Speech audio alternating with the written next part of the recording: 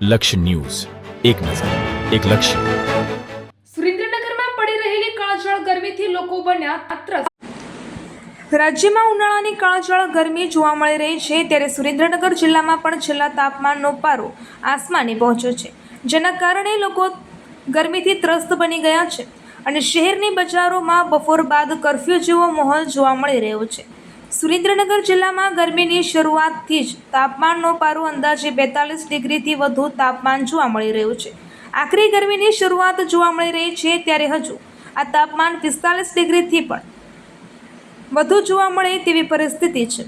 ગરમીમાં જનજીવન તેમજ પશુ પક્ષીઓ પર તેની અસર જોવા મળી રહી છે, તેમજ અસહ્ય ગરમીના કારણે શહેરની બજારોમાં બપોર બાદ લોકોની અવરજવર નહિવત જોવા મળી રહી છે અને રસ્તાઓ સુમસામ ભાસી રહ્યા હતા.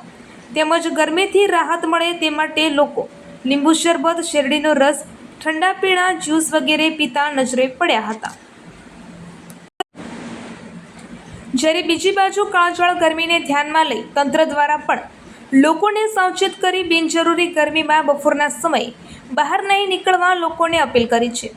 સાથે લોકોને વધુ પાણી, લીંબુ શરબત તેમજ ORS પીવા માટે અપીલ કરવામાં આવી છે, જેથી ડિહાઇડ્રેશનથી બચી શકાય. સાથે કોટન તેમજ શરીર સંપૂર્ણપણે ઢંકાઈ જાય તેવા વસ્ત્રો પહેરીને બહાર નીકળવાની અપીલ કરવામાં આવી છે અને સામાન્ય હીટ વેવની પણ અસર જણાય તો નજીકના આરોગ્ય કેન્દ્ર કે ડૉક્ટરનો સંપર્ક કરવા તાકીદ કરી છે. આ સાથે આ ગરમીમાં આસપાસના ગામડાઓમાંથી ખરીદી કરવા આવતા લોકો માટે સેવાકીય સંસ્થાઓ દ્વારા નિઃશુલ્ક છાશ વિતરણ કરવામાં આવી રહ્યું છે, જેમાં દરરોજ 150 લીટર જેટલી છાશનું વિતરણ કરવામાં આવે છે, જેમાં અંદાજિત 800 થી 1000 જેટલા લોકો આનો લાભ લે છે. રિપોર્ટર દેવમ ત્રિવેદી, સુરેન્દ્રનગર. હેલો, નમસ્કાર મિત્રો. મારું નામ doctor Ankur Adiyal, class 2 medical officer at sub district hospital Dhangadhra. અત્યારે ઉનાળાની ઋતુ ચાલી રહી છે, તો આખા રાજ્યમાં ગરમીની સ્થિતિ વધારે છે. આપણે સુરેન્દ્રનગર જિલ્લામાં 42 થી 45 ડિગ્રી જેટલું તાપમાન છે. તો આપણે કઈ કાળજી રાખવી જોઈએ? સૌપ્રથમ તમારે કોટનવાળા કપડાં પહેરવા જોઈએ. નારિયેળવાળું પાણી, ORS વધારે પ્રમાણમાં પીવું જોઈએ.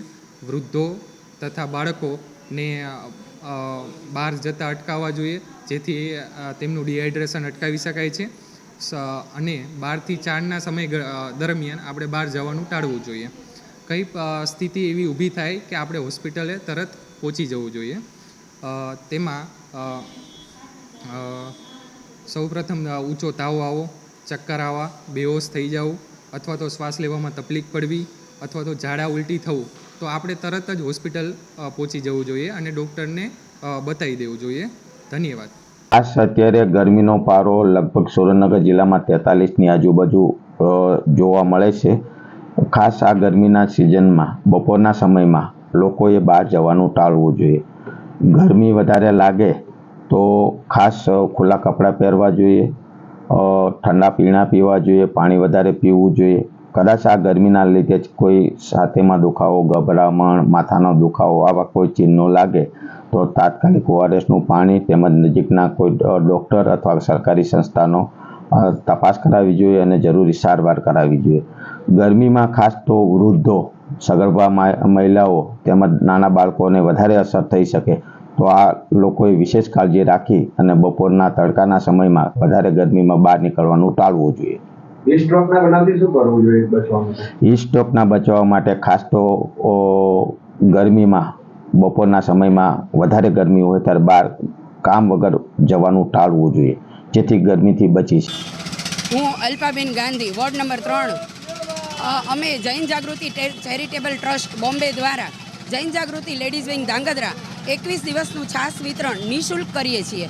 આ 2 વર્ષથી અમે આ નિઃશુલ્ક છાશ વિતરણ કરીએ છીએ, જેમાં લગભગ રોજ 150 લીટર એટલે કે અંદાજે 1000 ગ્લાસનું વિતરણ થાય છે અને લોકો શાંતિથી આ છાશ પીને શાંતિનો દમ લે છે.